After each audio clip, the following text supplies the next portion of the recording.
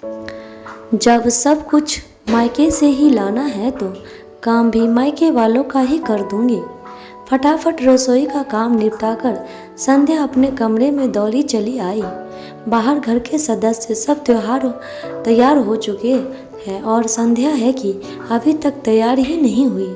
जानती थी अगर 10 मिनट के अंदर तैयार नहीं हुई तो सासू माँ अच्छा खासा हंगामा कर देगी, क्योंकि पहली बात तो यह कि जब यह तैयार हो जाती तो उनसे सब्र नहीं होता, और दूसरी और ज़रूरी बात कि आज उनकी बेटी रोमा के घर प्रोग्राम था।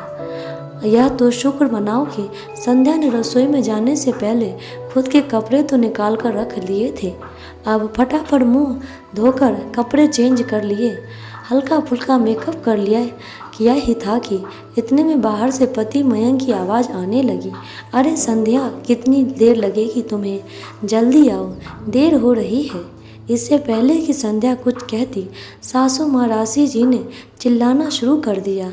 अभी खुद की मायके काम होता तो फटाफट तैयार हो जाते, लेकिन यहाँ तो प्रोग्राम मेरी बेटी के घर पर है तो बस लेट करने में लगी हुई है। जब ये कह दिया था कि जल्दी हो जाना तैयार, तो तैयार नहीं हो सकती थी क्या? बस धीरे धीरे समय बर्बाद करने में लगी हुई है। बस अब पता था कि सासू माँ ने चिल्लाना शुरू कर दिया है। अब सब का मूड खराब होना लाजमी है। अब जब तक सब उसे 2-4 बातें ना सुना लेंगे तब तक सबको चैन नहीं मिलेगा। खैर, संध्या फटाफट अपने सैंडल पहनने लगी तो ये क्या सैंडल ही टूट गया। अब उसके पास तो पहनने के लिए कुछ भी नहीं। आखिर मयंक चिल्लाता हुआ कमरे में आया।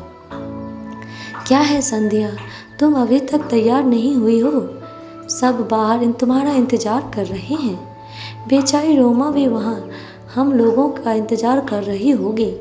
उसे देखकर संध्या ने अपने टूटे हुए सैंडल दिखाते हुए कहा, मैं क्या करूं मयंक जी, मेरे सैंडल ही टूट गए हैं और मेरे पास दूसरी भी नहीं है। हे भगवान, तुम इतनी लापरवाह कैसे हो सकती हो? एक और थोड़ी एक्स्ट्रा में नहीं रख सकती हो? जाकर देखो, मम्मी की कोई सैंडल रखी हो तो वो पहन लो। पर मम्मी जी के सैंडल मुझे कैसे आएंगे? मम्मी जी के पैर मुझसे छोटे हैं। संध्या ने भी धीरे से कहा। इतने में सासू माँ भी दनदनाती हुई कमरे में आ गई और चिल्लाते हुए बोली, अरे चलना नहीं है क्या तुम दोनों को? देर हो रही है। फिर संध्या के हाथ में टूटे हुए सैंडल देकर चिल्लाते हुए बोली, बस शुरू हो गया इसका तमाशा। अभी एक दिन भी ऐसा हो गया है जब कहीं जाना हो और इसे तमाशा शुरू ना किया हो। अब शुभ काम में जा रहे हैं तो तोड़फोड़ मचा रखी है।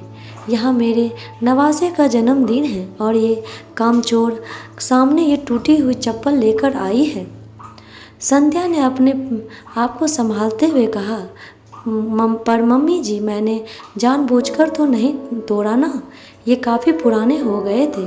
उस दिन मैंने आपसे कहा भी था कि मम्मी जी मुझे सैंडल लानी है, पर आपने मुझे पैसे देने से इनकार कर दिया था।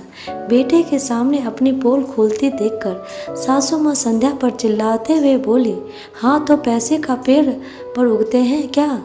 तेरे मायके गई थी तब ले आती ना, वहाँ से क्या इतना सा तेरे मायके वालों को नहीं दिखता? और मैं तो तुझे लेकर जा ही रही थी ना बाजार लेकर। अब तेरे काम ही पूरे नहीं होते तो मैं क्या कर सकती हूँ? जिसको नाटक करना है वो तो कहीं से भी कुछ भी नाटक कर लेता है। मयंक ने बात संभालते हुए कहा, पर अब क्या करें मम्मी? एक काम करते हैं, रास्ते में से नए सैंडल दिला देंगे। मयंक की बात सुनकर वो जोर से चिल्लाई, हाँ तुम तो फालतू बैठे हैं, अब समय व्यर्थ नहीं होगा। रहने दे से यहीं पर, सब घर में अकेली रहेगी तो अकल ठिकाने आ जाएगी। पर मम्मी, मयंक इससे पहले कुछ कहता उसके फ़ोन पर रोमा का फ़ोन आने लगा, जिसे देखकर सासू माँ ने कहा, जरूर रोमा का ही फ़ोन होगा। उसे कोई क्यों उसके ससुराल शर्मिंदा कर रहे हो? चलो जल्दी। रहने दो इसे घर पर। मयंक भी ज़्यादा कुछ ना कह पाया और संध्या को घर पर ही छोड़कर सब लोगों रवाना हो गए। संध्या की आंखों में आंसू आ गए थे। शादी के 2 साल हो गए, पर हर छोटी चीज़ के लिए वो मोहताज हो जाती है, या यूँ कहे मोहताज कर दी जाती है। मयंक अपनी सारी सैलरी अपनी माँ के हाथों में रखता है, यहाँ तक कि संध्या के हाथों में कुछ न देता। संध्या अगर ज़रूरत भर के पैसे भी मांगती तो उसे यह कह देता कि माँ से ले लो। और उधर सासू माँ और भी महान। संध्या जब जरूरत पड़ने पर पैसे मांगती तो सासू माँ का जवाब होता कि अपने मायके वालों से ले लो, मेरे पास फालतू पैसे खर्च करने के लिए नहीं है। सोचते सोचते ही संध्या की आंखों में से आंसू बहे जा रहे थे। आज सिर्फ एक चप्पल के कारण उसे ये लोग घर छोड़कर चले गए। अब क्या अपनी चप्पल लेने भी वो मायके जाएगी? खैर, जैसे तैसे रात निकली। संध्या ने किसी से कोई बात नहीं की। दूसरे दिन सुबह के 8 बज गए, लेकिन किसी को चाय नसीब तक नहीं हुई। आखिर सासू माँ को चाय नहीं मिली तो वे बाहर आकर चिल्लाने लगी, आज चाय मिलेगी कि नहीं, पता नहीं कहाँ चली गई है कामचोर। किस्मत खराब है मेरी जो ऐसी बहू मेरे पल्ले पड़ी है।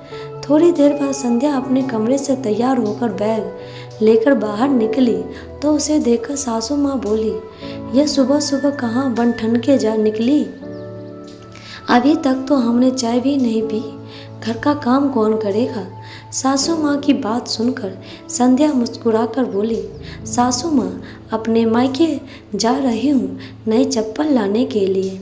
उसकी बात सुनकर सासू माँ तमतमाते हुए बोली, जहाँ जाना है वहाँ जा, पर पहले घर का काम करके जा, चाय नाश्ता तैयार करके जा। ऐसा है सासू माँ की जब सब कुछ मुझे मेरे मायके वालों से ही लेना है तो काम भी मायके वालों का ही करूँगी ना। अब आप लोगों की तो औकात नहीं है तो चप्पल खरीदने इन्हीं के पास जाना पड़ेगा।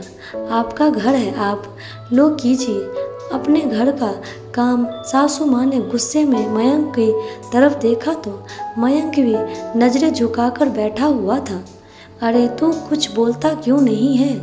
क्या बोलूँ मैं तो कल ही भी कुछ नहीं बोला था, आज भी कुछ नहीं बोलूँगा। मुझे तो संध्या का कहना भी गलत नहीं है लग रहा है, मयंक ने कहा तो सासू माँ उसे डांटते हुए बोली, तुझे तेरी माँ ही गलत लग रही है। नहीं माँ, आप भी गलत नहीं हैं, गलत तो मैं हूँ। मैं ये भूल गया था कि मैं शादीशुदा हूँ। मेरी पत्नी को भी खर्चों के लिए पैसों की ज़रूरत पड़ती होगी तो कुछ खर्चा उसके हाथ में भी मुझे देना चाहिए था। और मैं नालायक सारी सैलरी आपके हाथ में लाकर देता था, पर अब नहीं। अब मैं सारी सैलरी आपके हाथ में देने की जगह कुछ खर्चा संध्या के हाथ में देना ज़रूर दूंगा, ताकि उसे कोई भी सामान खरीदने के लिए आपके मायके का मुंह देखना ना पड़े। आखिर बेटे को बहू का पक्ष बोलते देखकर सासू माँ से कुछ कहते ना बना। वहीं उस दिन मयंक ने छुट्टी लेकर संध्या को उसकी ज़रूरत की चीज़ों की शॉपिंग करवाई। दोस्तों, कैसी लगी आपको कहानी? कमेंट बॉक्स में ज़रूर बताइएगा और लाइक शेयर सब्सक्राइब ज़रूर कीजिएगा। धन्यवाद।